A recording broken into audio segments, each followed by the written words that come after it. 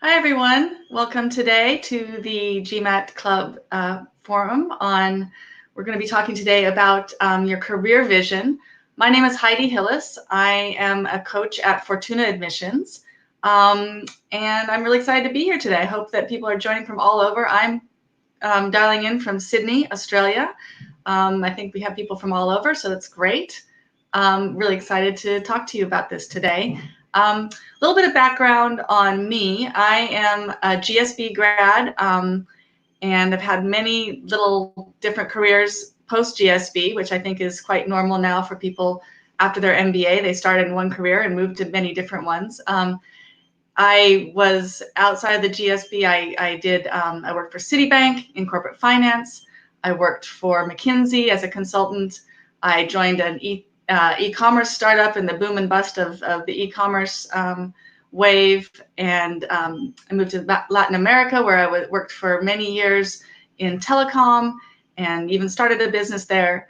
And now I am here in Australia. I've been working with Fortuna Admissions for about 5 years, coaching clients in their quest to get entry to their top business school choices, and thinking about what they want to do after their MBA, which is what the topic is today. And it's a really important part of the application. I find that it's, for me, the most interesting part to work on with clients, because it really is that time where you think about what you want to do with your life and why you're doing this. And that's why it's such an important part of the process, and what the business school admissions committees want to know as well. So today I'm going to take you through a little bit of what I take my clients through, and talk a little bit about why you need to have a career vision for the MBA program admissions. And then we'll leave some time for some questions at the end. So I'm just going to share my screen with you so you can have my presentation. Here we go. All right, there we go. Great. So today we're going to talk about the career vision, as I said. What we're going to cover is, first of all, what it is and why you need one. Second, we'll look at exactly kind of what the admissions committees are going to be looking for. There's a part of the career vision that's the big picture, but also there's some specific things that the admissions committees will be looking for, and we need to be aware of those. We're going to talk about how to just get started. I'm going to go over what the long-term vision is, what it means, and some examples. We'll talk about the short-term goals, which are also part of the vision, and some examples. And we'll have an example of a full career vision statement at the end. So first, excuse me, what is a career vision? Well, it answers the questions of what you want to be, but also who do you want to be. So there's the kind of the practical aspects of exactly what you want to be doing, but also it's more of a value statement. It's about the type of person you want to become. And this is something that's important to communicate throughout the application, but especially in the career vision. It's a powerful vision. It needs to be passionate for the future, and it reflects your motivations and ambitions. So that's, again, the value part of it, as well as the practical steps, the roadmap that you're going to take to achieve this. So it's kind of a combination of a really, aspirational vision and very practical steps. And it is really I think it's one of the most important parts of your application. It's the foundation of your story. It tells why you're applying to business school and how you plan to use the business school experience to achieve it. So let's talk about it more in the context of the application itself. Why do you have to have it, and what is it important in the application? First of all, it shows that you have a plan. Now, this is really important because people, you don't want to come in with a really vague idea of what you want to accomplish at business school. The business schools are going to be looking at a lot of different people, and when they're deciding between two candidates, they'll be looking to who is best placed to make use of the experience. And so a compelling career vision will show that you have that plan, and that you plan to leverage the experience more effectively than maybe your coworker who's also applying. So it's almost like, I tell my clients, it's almost like your first MBA assignment. Can you actually articulate a vision? It makes a case for why you need the MBA. No one wants, you you might go through this process and decide, actually, to do what I want to do, I don't need an MBA. That's actually an interesting outcome to go through as well. But what you want to be able to make sure is that the MBA admissions committee understands that they're going to be able to help you achieve this goal, that this is something that they will be able to give you specific skills or access to networks that will help you to achieve it. And it's not something that they're not in a good position to be able to help you with. It also helps you to hit the ground running. So when you start your MBA, sometimes, within the first few weeks, you'll have companies coming to recruit, or not necessarily recruit, but to be presenting to the class. So recruitment really starts almost round one, or in the first quarter. So you really, if you have that plan, when you go in, you will be able to really make use of those resources, especially the ones that are kind of in the initial stages. And also, the schools will ask you about it. I'm going to give you a couple of examples here. Stanford asks about it in its essay, Why Stanford? Describe your aspirations and how a Stanford GSB experience will help you to realize them. Wharton says, what do you hope to gain professionally from the Wharton MBA? Booth says, how will the Booth MBA help you to achieve your immediate, long-term, and post-MBA goals, career goals? And Columbia asks, what are your career goals over the next 3 to 5 years, and what in your imagination would be your long-term dream job? So you can see that some schools won't ask you explicitly, but many do want to know exactly what your career vision is and how they're going to be able to help you achieve it. So once you get your application in, what's the admissions committee going to be looking for in terms of what your career vision says? First, I would say it needs to be aspirational and inspirational.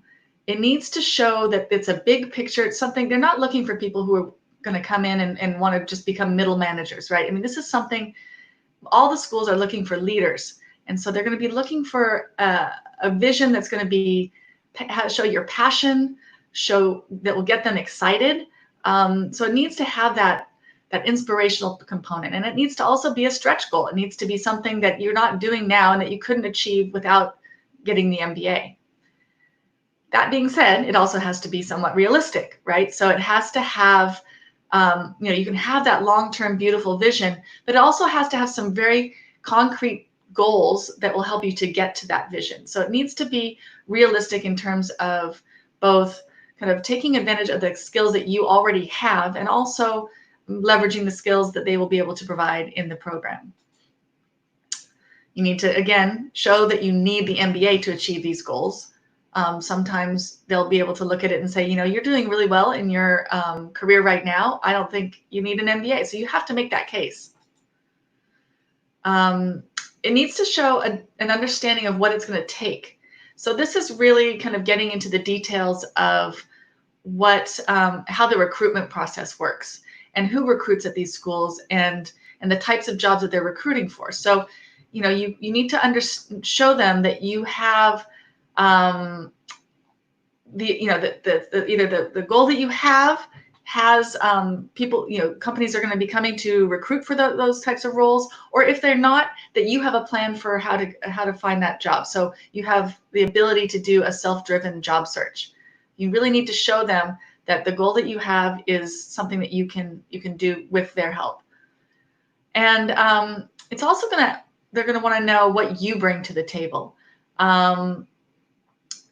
This is both, in the terms of how you plan to, what skills you already have. So how you plan to leverage those skills. So this is important if you have a pivot in your career vision, what skills that you have that are relevant to that pivot, or if you're planning to kind of move on in the same industry or role.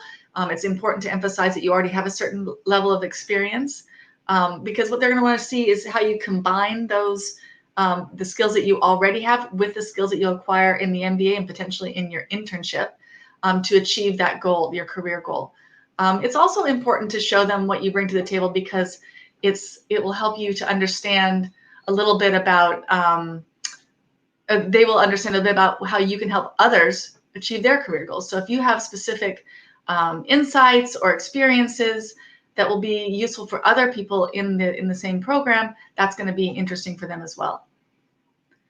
And lastly, they'll want to know what your plan will be if it doesn't work out. So this is where kind of, especially in the shorter term goals, you want to have maybe a plan A and a plan B and even possibly a plan C, depending on what your goals are.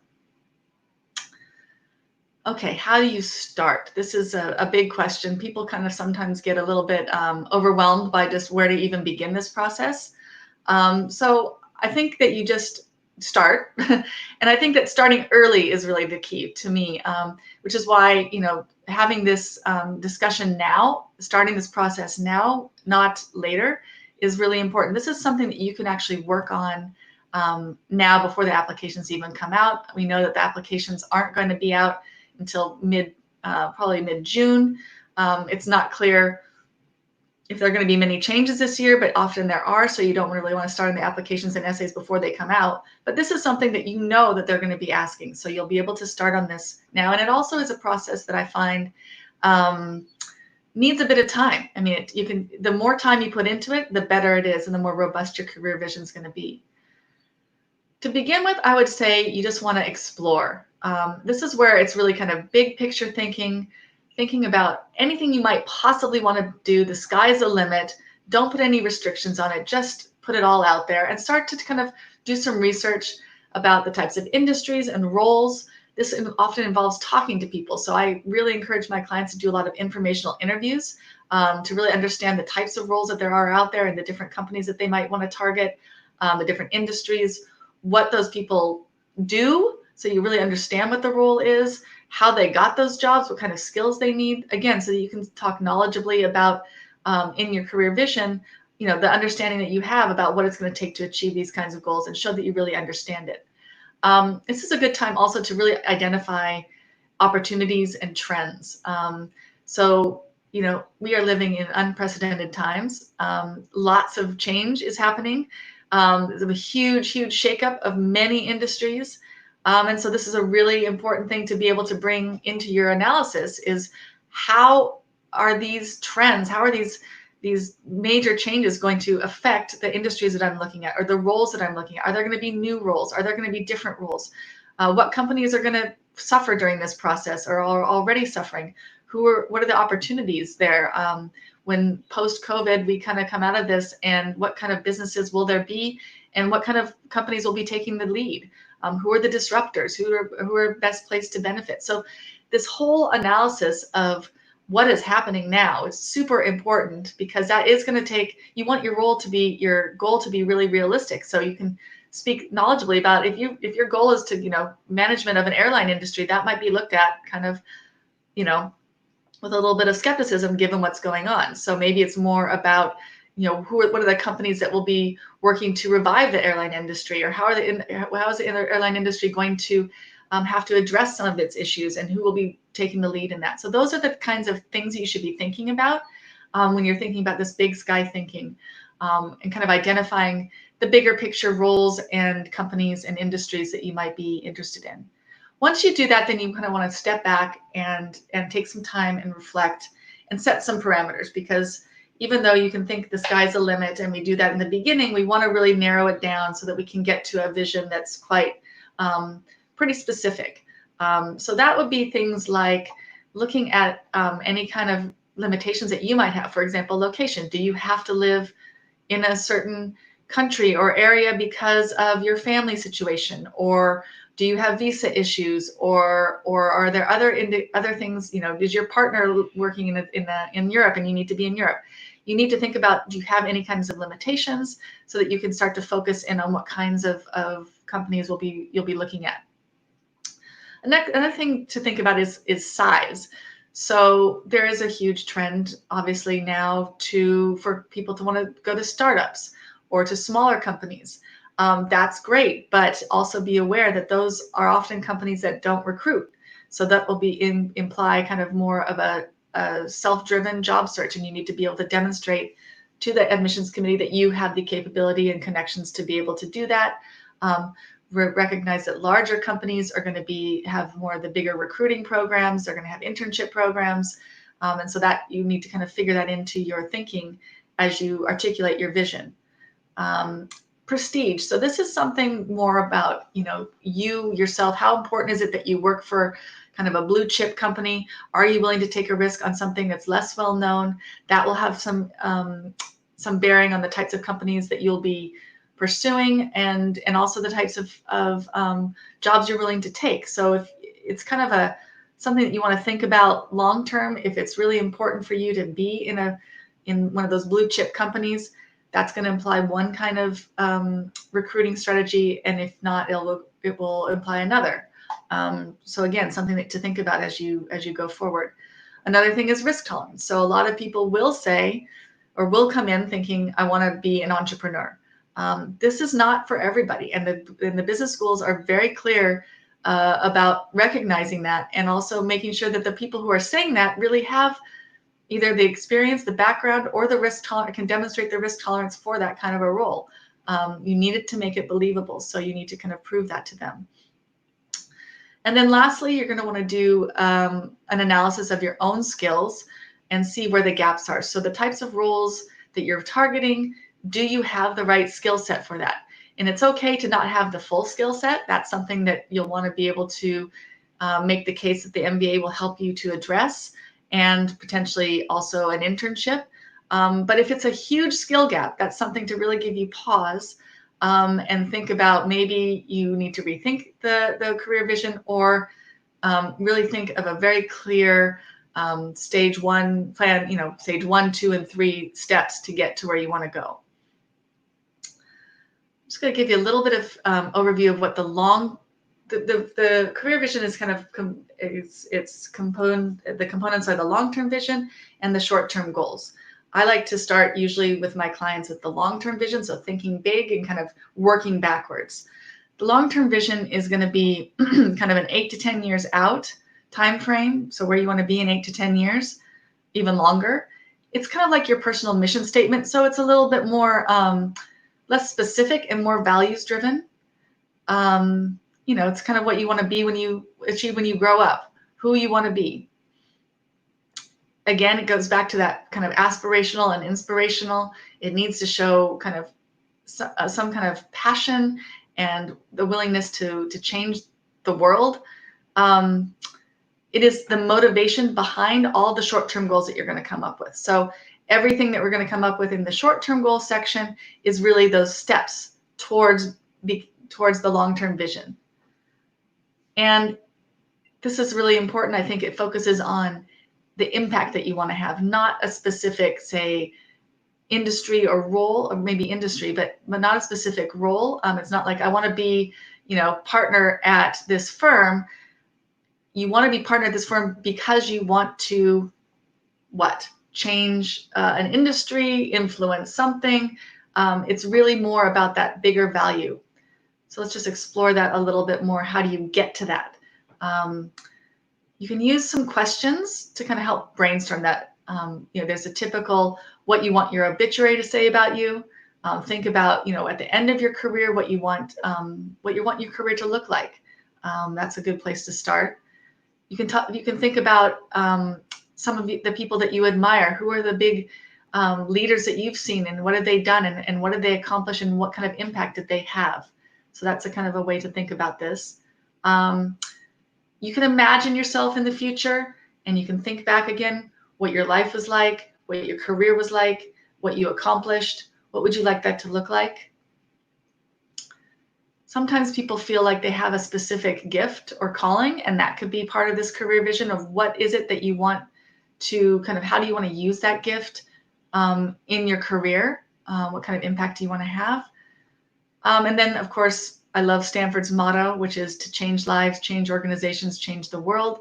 How do you want to do that? So those are all different ways to kind of get at this question of what a long-term vision is. I'll just go through a few examples here so that you can kind of see what I'm talking about. So here's one. I aspire to revolutionize the healthcare system in Mexico by finding innovative ways to make the diagnostic process less expensive so that funding can be used towards better treatments and facilities. This is quite specific. It has, it talks about a big picture goal, which is to revolutionize the healthcare system in Mexico, but it also talks about some specific things that he wants to do So it's not so dreamy. It actually is rooted in a very specific plan of how he plans to attack this. Here's one. I aim to expand financial inclusion within existing banks by designing, developing, and launching a financial ecosystem for unbanked Americans. So again, you have this kind of larger picture, but with some very grounded specifics.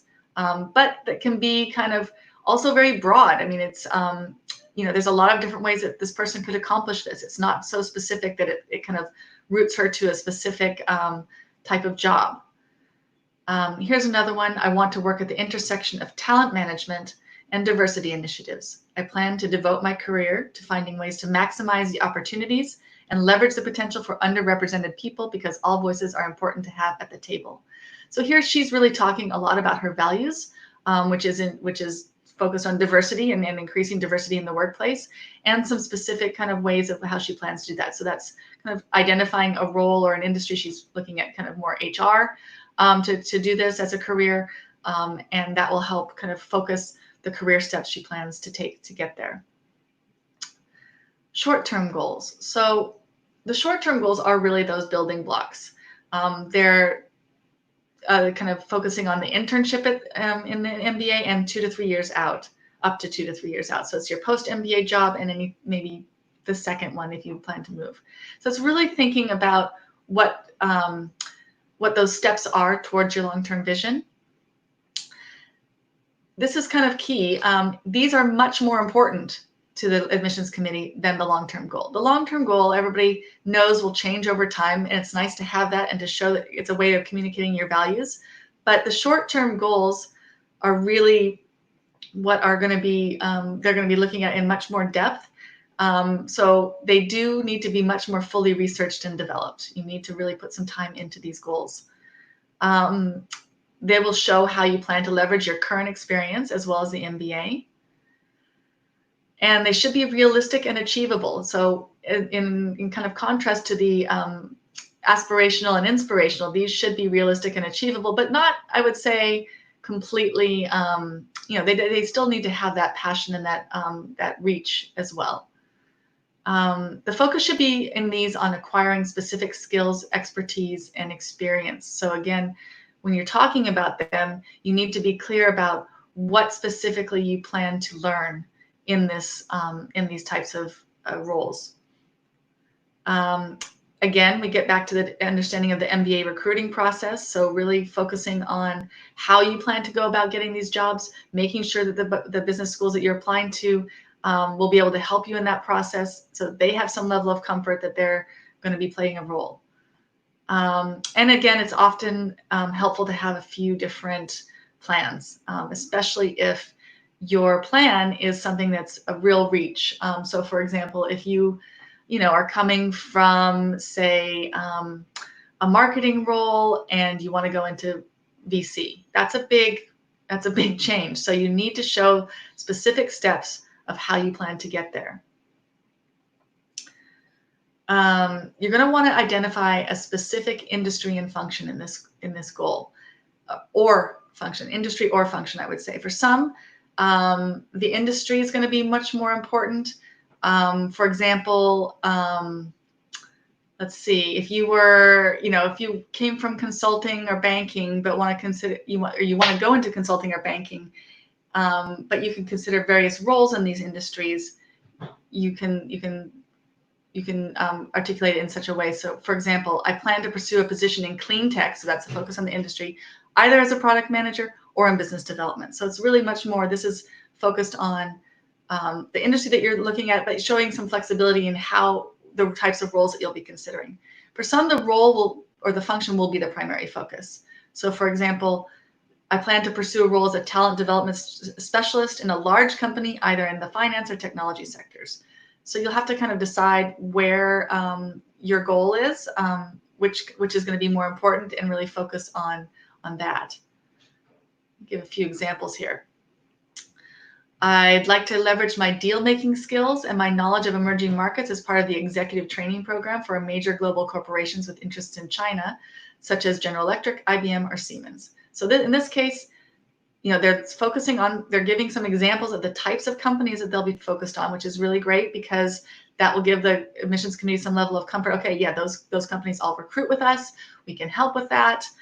Looks like they all have executive training programs. Sounds like an achievable goal. Here's another. In order to gain experience, I need to eventually reach my goal of financial inclusion for America's unbanked. Immediately following my MBA, I tend to pursue a role in business development or project management in a late-stage fintech startup such as Credit Karma or Payoff. So this is quite specific. It's talking about both the role and some specific companies. And, again, very clearly showing what the plan is and the types of companies that this person will be targeting. And one more. After having had broad exposure to a variety of companies and industries at Deloitte, I tend to use the intense finance curriculum at Columbia, specific to the school, to help me pivot to a career in investment banking, where I will be able to gain a deeper understanding of the key metrics used to evaluate companies and portfolios. I plan to pursue an internship with the Bulge Bracket Investment Bank, which should help me position to achieve my goal of working as an analyst for an investment bank post-MBA. Okay, so once you have all of that, you put them together in a career vision statement that's going to talk about all those things together. I just have one example here, and then we can go to some questions and answers because I know that we're all anxious to talk about what's happening and where things are going right now. But here's just an example. My goal is to have significant impact in emerging market supply chains in the next decade, and I strongly believe that an MBA from whichever school will be crucial as I move forward with my ambitions. At Company A, I developed an expertise in and passion for leveraging high-tech solutions to address occupational health and safety concerns in Southeast Asian manufacturing. The ex-MBA will provide an excellent complement to my individual skill set with these close ties, the engineering school, its strong global initiatives, and its well-known support of entrepreneurial ventures. So you see, we start with kind of the big goal, talk about what skills this person is actually bringing to the table and how they'll use the MBA. Working in some of the world's largest factories means I'm extremely comfortable in an environment where cutting-edge technologies and processes are being implemented, but I would like to explore more ways to innovate these processes. Therefore, I plan to pursue an internship with a technology-focused startup in order to get hands-on experience with developing innovative solutions to problems. And lastly, immediately post-MBA, I will target a role in business development or product management with a company such as X, Y, or Z, who are leading the way in transforming how supply chains are working in emerging markets, or as a consultant within the supply chain management practice of A or B consulting firms. So you can see here that he's kind of giving a few different options. So showing that some flexibility, but also some very specific in the types of roles and companies that he'll be targeting. So that's a really great vision that shows kind of the big picture, what he brings to the table, where he plans to spend his internship and post-MBA plan. And that's really kind of what you're looking for in a career statement. And that will be helpful. He can use this in all different parts of the application. It'll be really important in the interview stage. When the interviewer is asking, what do you want to do after your MBA? And it will be very, very helpful in the entire process. So that is my presentation. Now I am going to kind of go to the more Q&A side of things, and we can really answer your specific questions. Okay, so let's see. Let me start at the beginning here.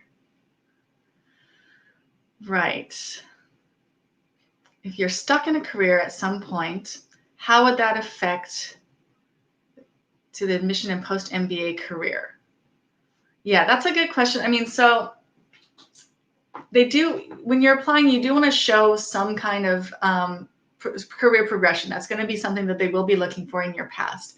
If you're stuck, you're going to need to show that you're making steps towards getting unstuck. So whether that's in your kind of extra, your volunteer activities, maybe you're taking, so for example, if you're in consulting and you haven't really moved up, maybe you're doing some pro bono consulting, you're pursuing, you're helping, you're trying to find ways to get unstuck outside of your job.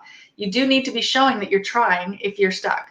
I think that's, they're going to want to see that, you have the ability to get unstuck. So that's going to be important to show.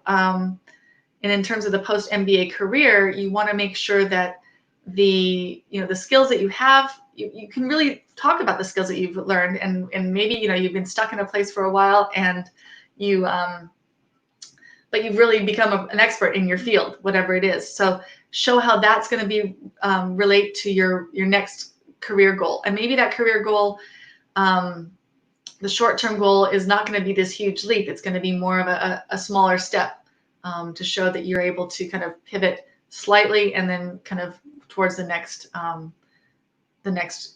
step after that. I'm currently unemployed. How can I still make my application strong enough to get an MBA? Well, I think that's going to depend a little bit on on what your job is, or what your job was, and how long you've been unemployed. I think right now, if you've been unemployed in this current environment, I don't think that's going to be an issue. I think that there's plenty of people who are going to be in the same position. I think the admissions officers are going to all be giving a little bit of a, there's going to be a lot more leeway in this round for people who are unemployed. Now, if you've been unemployed before that is an issue. You need to address it. You can't not address it. You need to talk about why you're unemployed. I mean, hopefully it wasn't because you were fired, but maybe more it was because you're trying to start something new, get a job in some other area. You need to show what you've been doing. Have you been taking classes? Have you been volunteering? So there's ways to get around it. And I think that this particular round will be much more forgiving for people who are unemployed, but you do need to talk about what you're doing in the interim. You can't just be sitting around waiting for something to happen. You need to show that. Okay, next question is, listening to the Stanford AdCom on GMAT webinar last week, Allison said that they were not concerned about being unemployed in light of the COVID-19, as many people are impacted. That's right. So that's just what I was just saying, is that it really is going to be an unusual situation this year, and people who are unemployed will not necessarily be discounted, especially if it's during, because of COVID-19, if you've been furloughed or put off because of that. I don't know if it's exactly nothing, but she says to use an optional essay to explain some of these things that were not focused on perfect applicants, only things that do happen. They were not focused on perfect applicants, only that things do happen. I'm not really sure I understand the question, but I think it's, you can definitely use the application to talk about, the optional section of the essays. Often most applications will have that to talk about why you are not currently employed and give the right explanation there. How does a candidate present a strong work experience background where the candidate has only a few years job experience and has not been promoted on the job? Well, that's a great question. A lot of people are in that similar situation. So it is very common that people are applying to business school 2 or 3 years out of undergrad, and often that isn't enough time, especially if you're working in a consulting firm. They don't necessarily promote on that schedule. So it will a little bit depend on where you are working. I think what the key is to show that you are not being held back. So if the normal schedule, if you're kind of on track with the normal schedule and there isn't a promotion, and that's something you kind of need to communicate, and ideally you have your recommenders communicate that. So they would say that this candidate is a great candidate for all these different reasons. She's right on track for promotion on our schedule, which is in another year or something like that. You need to kind of show that you are on track for wherever you are. So potentially, if you're stuck, if you haven't had a lot of movement in your job in the last 2 or 3 years, that's going to be fine, because, but you do need to show potentially that you have had increased responsibilities, maybe better cases if you're a consultant, maybe bigger deals if you're a banker, if you're in another industry, even if you haven't had a formal job title change, that you've had, increased responsibilities, maybe running a team or something. So there's a lot of different ways that you can show that you are still progressing, even if your job title or your salary has not changed. Okay. For a deferred applicant, Ooh, how specific should you be with your career vision? Do the same guidelines apply for the regular cycle apply? So deferred, I'm not sure if that's referring to someone who, I mean, if you've already been accepted and you're deferred, you don't have to really do anything. If you're talking about deferred entry, which I think that might be what the question is, so that's like the 2+2 for Harvard or deferred entry for Stanford. So that's different, yes. So there is a different strategy for that. You would need to, the emphasis is going to be much more on your longer term vision, kind of the bigger goals that you're setting out to solve, because you're talking about much farther in the future. You can talk a little bit more about what your current plan is. So in the deferral period, what you're going to be doing, what skills you're going to be applying towards that vision. And then you can be less specific in the short-term goals.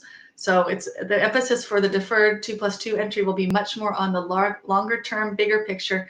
They're actually going to be looking less at your career vision in that sense, because they know that you really don't have any idea at this point. I mean, it's like, you have some ideas, but there's a lot that's going to change between now and when you apply.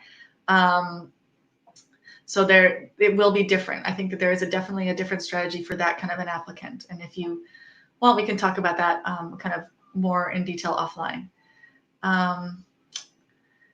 Would it be okay to say that your long-term goal is to move to another country, or do U.S. MBA programs prefer students to stay in the U.S.? Absolutely, you can go to another country. I mean, I think, again, that's a lot of reasons why people pursue an MBA, is to change, it's not so much, it's to expand the options. And so often that will involve going internationally. But I think you just have to show a bit of understanding of what that's going to take. So, for example, if you're a foreign student and coming to the US, you need to have a plan B and show them that you have a plan B, because if you can't get the visa or the job doesn't work out, whatever, you need to show that there's an alternative that you will still pursue. That's the same if you're a US student and wanting to go abroad. Most of these schools, all these schools are very focused on their international aspects of their program. They all tout themselves as global programs. They're going to be promoting global opportunities for you. So that is part of the recruiting. I would say take a look at the recruitment stats of the specific schools that you're looking at, where the geographies where people went post MBA, to kind of get an idea of how realistic it is. Some will be more so than less so. So if you're talking about, the top 5 schools will have very international perspectives. If you're going to go to, for example, a U.S. school like UCLA, you'll see that there'll be a lot more people staying in California. There will still be an international component, but it might not be as easy. So you need to kind of take that into account when you're talking about what your career goals are, where you're applying, and how realistic it is for that school if they provide those opportunities. What's an example of what an applicant brings to the table that can be impactful, influential to their B school peers? It seems like most career visions are focused on personal development.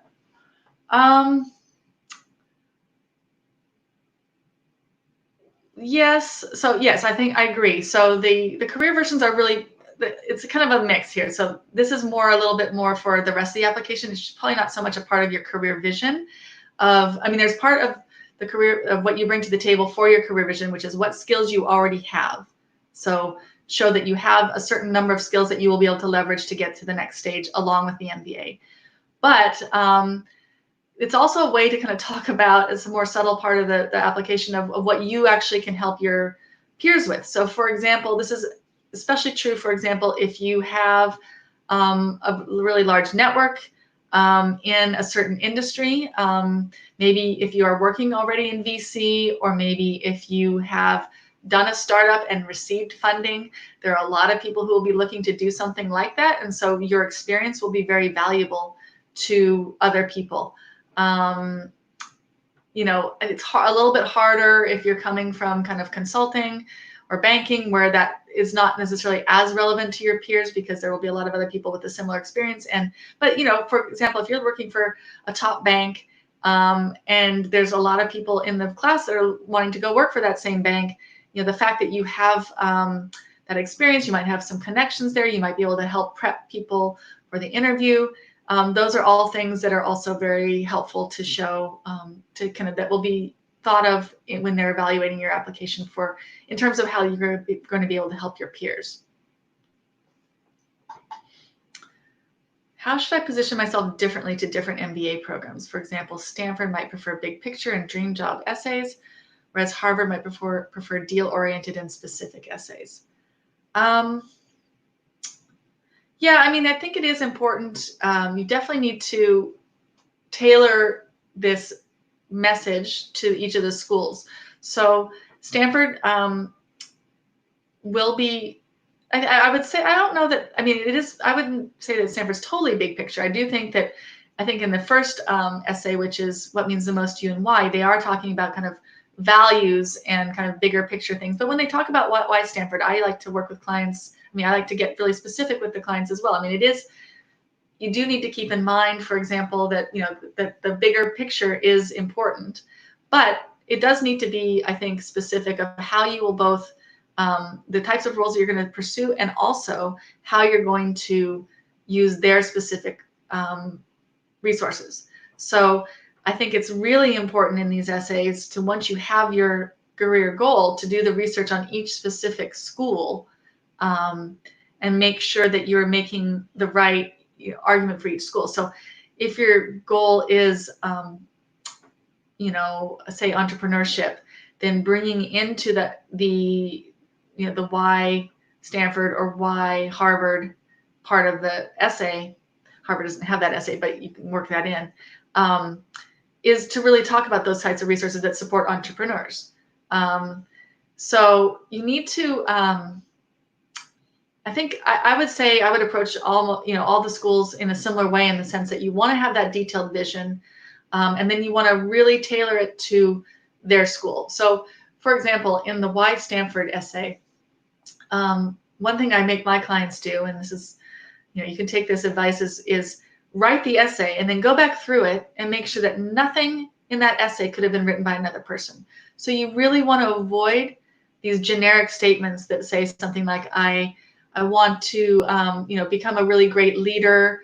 I look forward to participating in this club so that I can, work with other people in my class.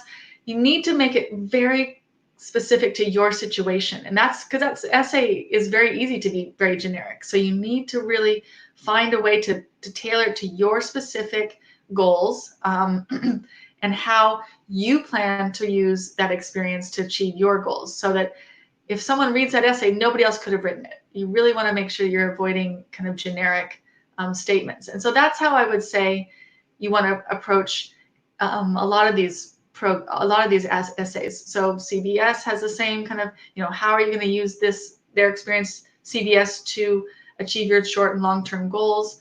Wharton, similar. So you really want to tailor the message to the programs that you're applying to.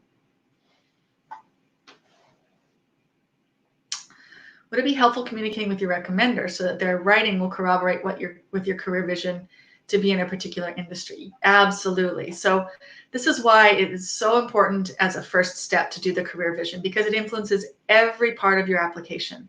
So once you kind of get that vision honed in and have a pretty good detail, definitely I would communicate that to your recommender. There's a couple of different scenarios. One is that you're planning to go back to that same company or a company in the similar industry. You want that recommender to kind of verify that you have that ability, that you have great connections in the industry, you're well regarded in the industry or in that company, that he or she sees a big future for you in that industry.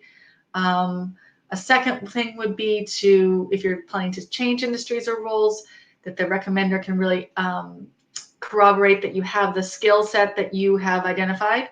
So the skills that you think that you will need for the new career, that they can emphasize that as well. So whether it's team leadership or great strategic thinking or negotiation skills, whatever it is, that the examples that they're going to use in the recommendations will support those values those skills that you have already. So it is important to communicate that to your recommender and to everybody who's helping you along the way. it's going to come out in every aspect of the application. How will this decision of temporary suspension of U.S. visa affect the chances of international students planning to pursue an MBA in the U.S.? Okay, this is the big question on everybody's mind. So yeah, it's a very fluid situation. I think it's gonna affect mostly. I think it's gonna mostly affect people who've already been admitted. Obviously, the people who are going to be coming to starting in the fall, whether or not they're going to be able to go.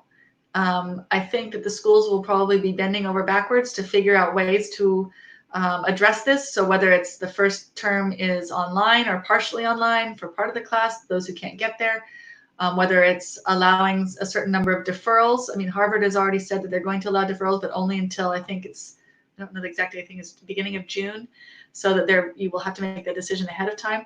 They're going to do everything that they can to make sure that they can start with the class in the fall. But there will be some deferrals, and probably most of those deferrals will be international students. And so that will affect round one in the sense that some of those spots will already be taken. I don't think that it's going to affect, the round itself in terms of how they're thinking about the round. I mean, I think everybody's thinking that by the time 2021 rolls around, when you would be enrolling, things should be sorted out by then. So I don't think that they will be making any kind of changes to who they admit or how many they admit, but there will be some of those issues with the deferrals that could potentially impact international students. And I do think in general, round one is going to be very competitive. There's a lot more people sitting at home contemplating their next moves and thinking, always business schools are counter-cyclical, so you're always going to have kind of an uptick when there's a downturn. So I do anticipate that round one next year is going to be quite competitive. So again, the career vision is going to be super important. Again, it's just one of those things that will help you to stand out. Several MBA programs have begun waiving GMATs. Would applicants with average/slightly below average GPAs be disadvantaged if they do not submit a GMAT score, even if optional? Yes, I think so. They would. I think that the GMAT, not taking the GMAT is, to my view, is a signal. I think it's saying that you don't think you can get the right score. I think it's worth taking the online GMAT, even if it's not ideal. It's a signal more than anything, saying I'm willing to do whatever it takes to get into this program, and waiving the GMAT or not taking the GMAT, I think, is a bad signal, personally. They said that they'll waive it. I know that there are certain circumstances where that's going to be helpful. And I think that if you can kind of make that justification to the schools and explain that, then that is okay. But if you have the opportunity to take the GMAT or the GRE, I think probably you should do it.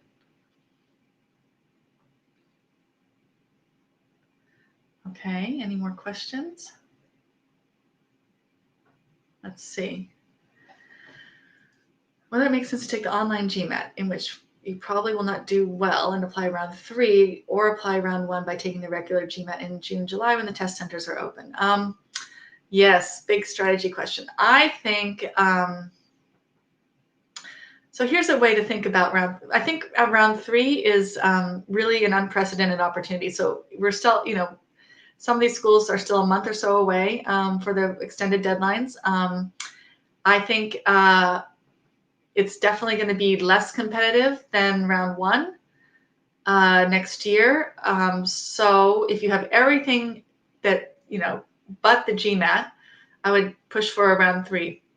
And then the GMAT, I think you can think about either taking the online version. Some schools will also allow you probably to take, you might be able to get a conditional acceptance. So they would either allow you to take the GMAT after you've been accepted. You can see about that, or else, or just do the online GMAT and take that. You can then update it later if you need to. I think if you're really being, again, there's so many different factors in terms of, are you ready to apply right now? Do you have everything you need to apply right now? I would not say a rushed application is a good thing, but at the same time, if you're pretty much, if your application is not going to change a huge amount between now and the fall, in terms of, will you have other work opportunities to show more leadership potential, or that kind of thing, then I think if you can do around 3, and the schools that you're looking at are allowing for that, then that's a really good strategy.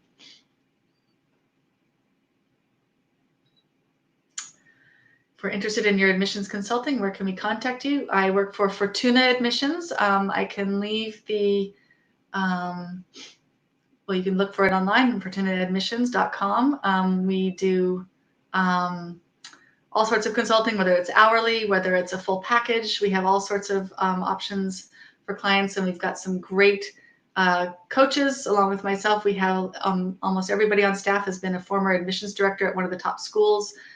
So we'd be happy to help you in any way that we can. And I think that might be it. Here we go. Yep. Been posted. There we go. You can sign up for a free consultation. We'll be giving those throughout the year, and we can see how we might be able to work together.